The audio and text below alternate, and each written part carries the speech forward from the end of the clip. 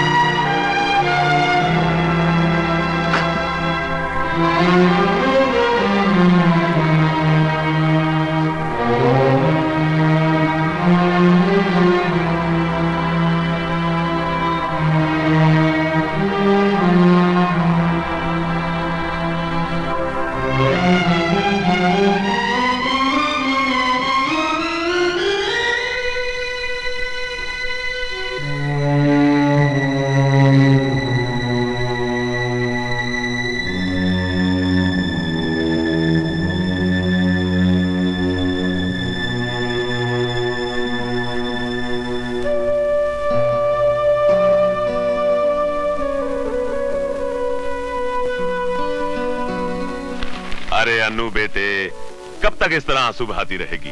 सिद्धांत आज नहीं आएगा, बेचारे को छुट्टी नहीं मिली होगी। जब तक मैं भैया को राखी नहीं बांध लूंगी तब तक नहीं खाऊंगी। ए मास्टर, तू जरा समझा इसे कुछ।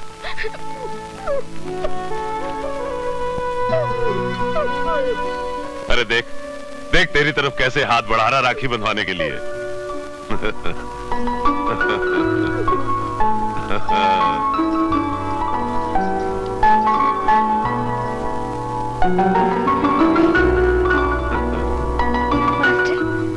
भगवान से कहूंगी कि तुझे अगले जन्म में मेरा सचमुच का भाई बना दे।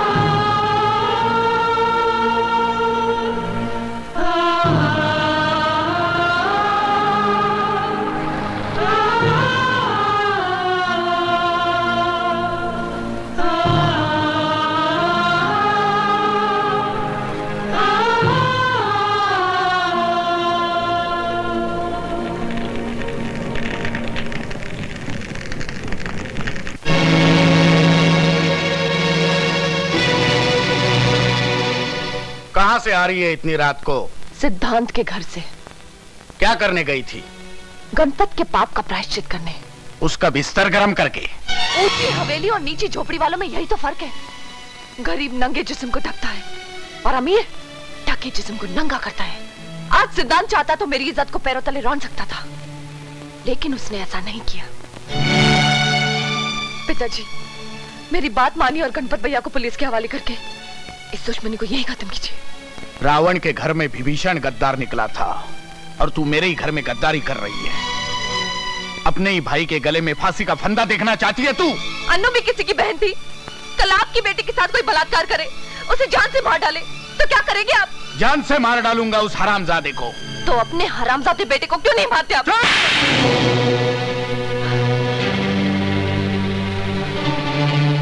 शेर का बच्चा भी अगर 2-4 दिन बकरियों के साथ घूमने लगे तो दहाड़ ना छोड़कर मैं करने लगता है।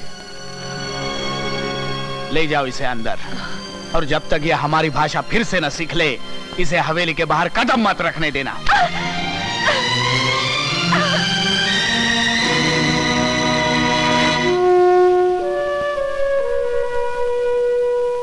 अनु के पोस्टमार्टम की रिपोर्ट आ गई है, वो हमारी फेवर में है। गणपत के लिए वारंट निकल चुका है। मैं कमिश्नर साहब से मिलने गया था। उन्होंने आश्वासन दिया है कि वो फौरन एक्शन लेंगे। बेटा, अब जो होना है वो तो होगा ही। तू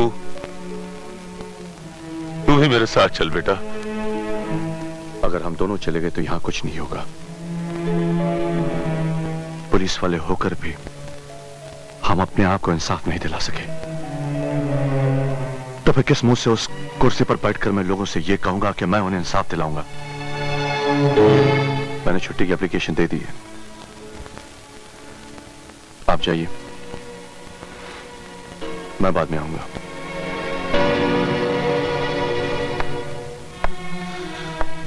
चलिए रामचंद्र जी, आप लोगों को जीप से हीरा नगर तक छोड़ दूं।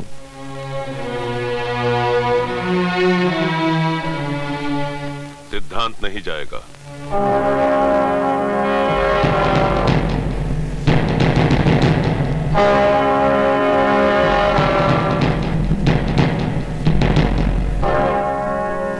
पिताजी, आप जाइए।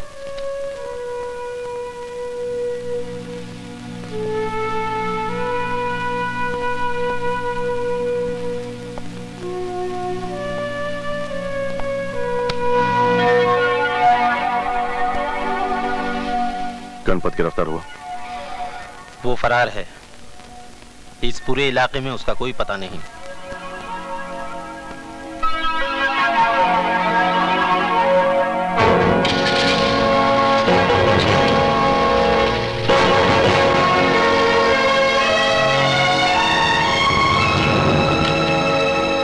Good morning sir. Good morning. आओ सिद्धांत आओ। अरे चाय लेते आना जी। आजकल हर जगह क्राइम बढ़ता जा रहा है, समझ में नहीं आता कैसे कम होगा। अगर कोई जुर्म करे उसे हम सब मिलकर सजा दें तो बात वहीं खत्म हो जाती है, लेकिन ऐसा नहीं होता। जो जुर्म करता है उसके माँ बाप, बहन, भाई, दोस्त सब मिलकर उसे बचाने की कोशिश करते हैं। बिल्कुल सही बात है। मैंने तो उनसे इतना भी कह दिया कि पहले मैं तुम सबको सलाम करता था, मगर जब से ये केस हुआ है तुम सब मेरे आगे हाथ जोड़ने लगे हो। किस किस के तलवे चाटते रहोगे? इसलिए अच्छा यही होगा कि सिद्धांत के आगे हाथ जोड़ लो। उसकी हिम्मत तो देखिए, कहता है मैं अपनी बीवी और बहन को उसके बिस्तर पे लिटा दूं तो मुझे 20 बीघा जमीन देगा। मैं उसे नहीं छोड़ूंगा, लिटा के रख दूंगा साले को। अब यहाँ पर कथक डांस करने से क्या फायदा? वो तो तुम्हारे पुलिस स्टेशन में आया है, आकर तुम्हारे मुंह पे थूका और थूक कर चला भी गया। और एक तुम हो कि इलेक्शन में जमानत जब्त होने के बाद भी गिड़गिड़ा रहे हो कि मुझे वोट दे दो, मुझे वोट दे दो। अब आप ही बताइए कि मैं क्या करूं। मैंने कभी आपसे पूछा है कि जगतपाल जी बताइए अब मैं क्या करूं? अच्छा पॉलिटिशियन वही होता है जो खुद को भी नहीं बताता कि क्या करने वाला है। तुम भी मत बताओ कि क्या करने वाले हो, मगर करो। इससे पहले कि मेरे मिनिस्ट्री का तख्ता पलट जाए, करो। मैं दिल्ली जा रहा हूँ, वापस आने पर मुझे खुशखबरी देना कि सिद्धांत जी अब इस दुनिया में नहीं रहे। क्या रे मामू? चुप, अंदर कर दूंगा। वही तो मैं चाहता हूँ रे। कब करेगा अंदर मामू, कब करेगा अंदर मामू? मामू देखा, वो मुझे देखकर बिल्कुल नहीं भौंका। मामू वो तुझे अपनी जात वाला समझता है ना, इसलिए नहीं भौंका। क्या? तेरी तो डंडा मत दिखा रे, इतना बड़ा डंडा मत दिखा मामू।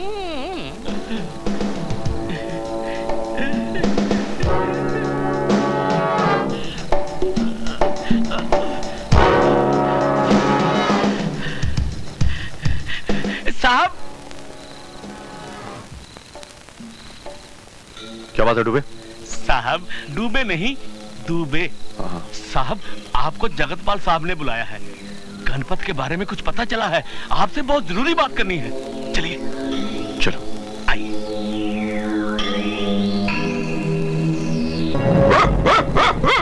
मास्टर, मास्टर, रघु जी, क्या बात है? बांधे से। ठीक है।